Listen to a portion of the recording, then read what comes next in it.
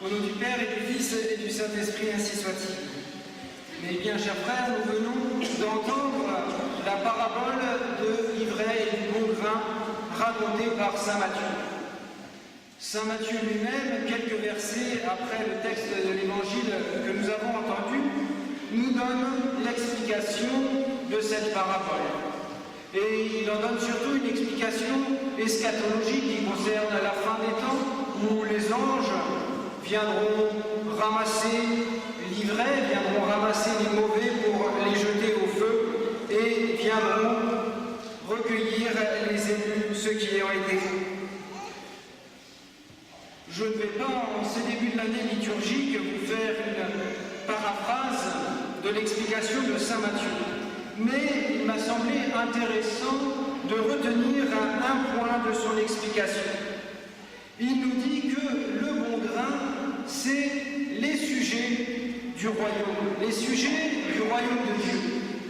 Et vous savez, mes bien chers frères, que l'Église est ici sur terre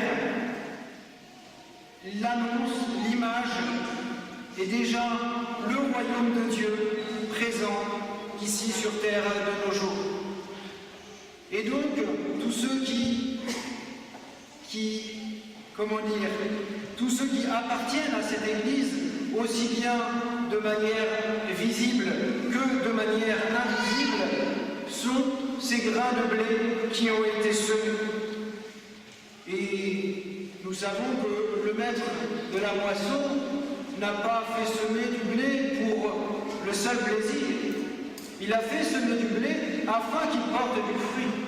Et c'est bien ce que nous dit Jésus ailleurs dans l'Évangile, c'est que le blé, que le grain est semé pour porter du fruit.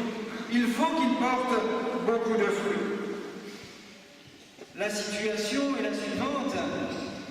L'ennemi est passé par là, pendant la nuit, en tout cas, pendant que les serviteurs dormaient, et il a semé de l'ivraie. L'ivraie, cette graine qui, lorsqu'elle a germé dans les premiers temps, ressemble tout à fait à une jeune pousse de blé, mais qui en est en fait qu'une mauvaise herbe et qui vient empêcher le blé de véritablement grandir, de porter du fruit. Oui, mes bien chers frères, essayons de comprendre et je ne ferai pas, j'espère en tout cas, un sermon au ras des pâquerettes, mais permettez-moi même de creuser encore plus profond, de creuser, d'aller voir ce qui se passe sous le niveau de la terre, de voir les racines de ces germes de blé qui sont entremêlées comme étouffées par les racines de l'ivraie qui a été semée par l'ennemi.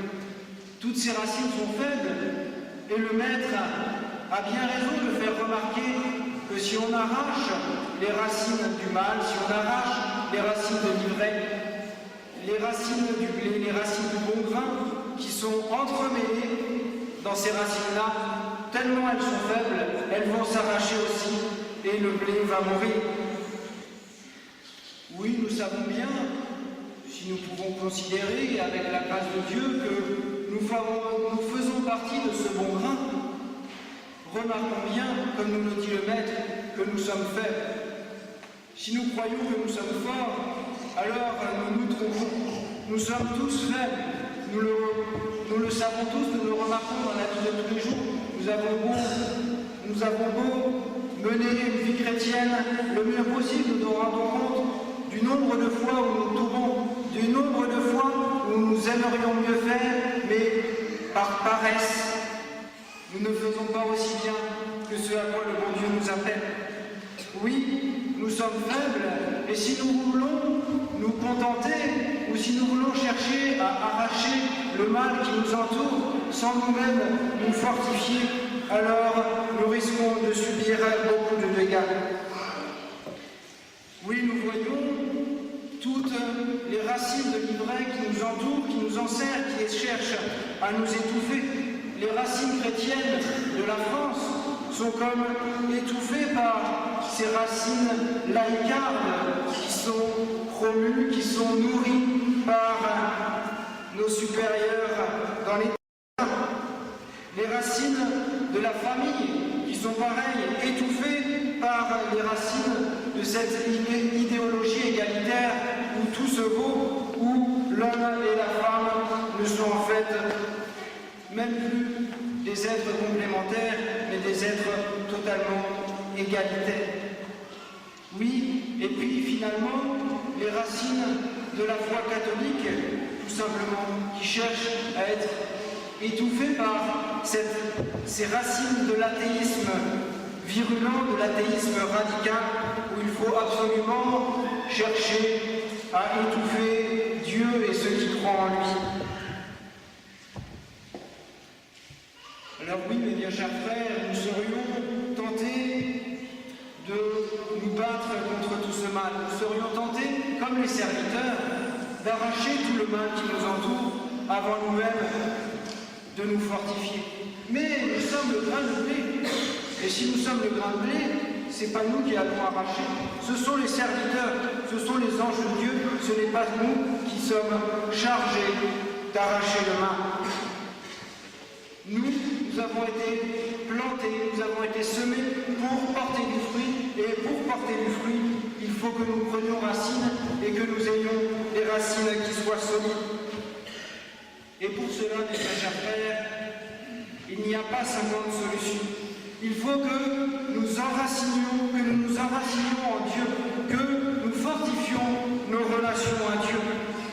Et cela, bien sûr, par la prière, mais aussi par la fréquentation des sacrements, le sacrement de pénitence, le sacrement d'Eucharistie qui sont là pour nous fortifier, pour guérir nos faiblesses, pour guérir nos blessures, afin que nous puissions avoir les racines profondes.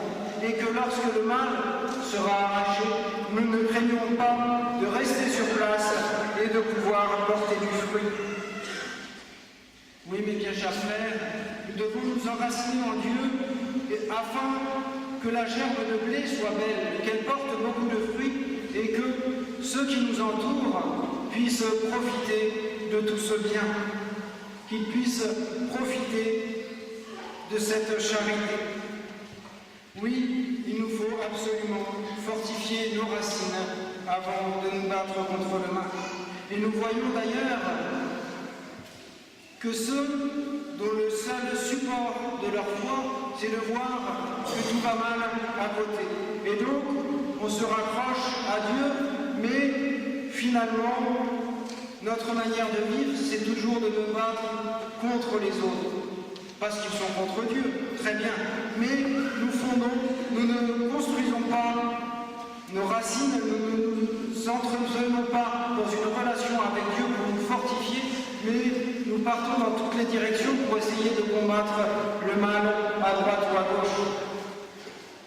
Non, mes bien chers frères, ce n'est pas la première chose à faire. La première chose à faire, c'est de nous fortifier nous-mêmes grâce à Dieu. Et vous savez, vous avez tous été au catéchisme, et même sans y avoir été peut-être, vous le savez que le modèle de tous les chrétiens, c'est notre Seigneur Jésus-Christ. Notre Seigneur Jésus-Christ qui s'est incarné, qui a eu pendant 3 ans une vie publique.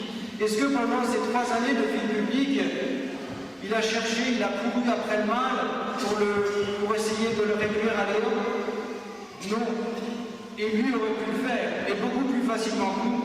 Il aurait pu éradiquer tous les méchants, il aurait pu, comme vous m'avez dit, au catéchisme, mais c'est une image dont je me souviens encore, donc je vous la livre, parce que je pense que vous pourrez vous en souvenir aussi. Jésus aurait pu transformer tous les méchants de ce monde, aurait pu transformer même du haut de la croix, alors qu'il était dans une extrême faiblesse, tous ces bourreaux en des petites grenouilles très gentilles, qui ne faisaient de mal à personne. Dieu aurait pu faire cela, Jésus aurait pu faire cela, mais il ne l'a pas fait. Il n'est pas venu pour supprimer entièrement le mal sur cette terre, il n'est pas venu non plus pour éradiquer la souffrance, pour éradiquer le péché. Mais il est venu pour sauver l'homme, et pour sauver l'homme, il a décidé non pas d'arracher toutes les difficultés, d'arracher tout le mal qui l'entourait, mais il a décidé de venir pour fortifier le pauvre, pour fortifier le faible. Et alors, mes chers frères, il faut que nous nous reconnaissions comme ces faibles personnes qui avons besoin de Jésus.